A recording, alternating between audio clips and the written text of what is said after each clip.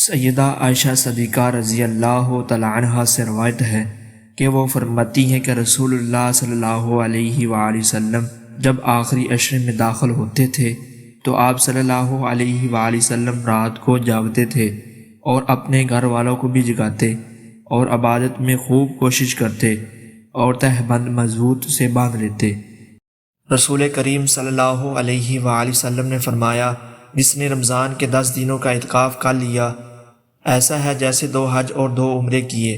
حضرت عائشہ صدیقہ رضی اللہ تعالی عنہا روایت کرتی ہیں کہ رسول اللہ صلی اللہ علیہ وآلہ وسلم رمضان کے آخری عشرے میں اعتکاف فرماتے تھے۔ اعتکاف کے معنی ہے عبادت کی نیت سے مسجد میں ٹھہرنا۔ رمضان کے آخری عشرے کا اعتکاف سنت مؤکدہ ہے اور اس کا وقت 20ویں روزے کے غروب سے لے کر شوال کے چاند نظر آنے تک ہے۔ اعتکاف کے لیے روزہ شرط ہے، بلا عذر مسجد سے نکلنے سے اعتکاف فاسد ہو جاتا ہے اور قضا لازم ہوگی۔ متکف مسجد ہی میں کھائے پیے سوئے، اگر ان کاموں کے لیے مسجد سے باہر گیا تو اعتکاف فاسد ہو جائے گا۔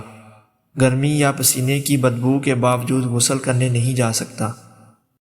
اعتکاف کے لیے چند شرائط کا ذکر کیا گیا ہے، ان میں سب سے اہم نیت ہے۔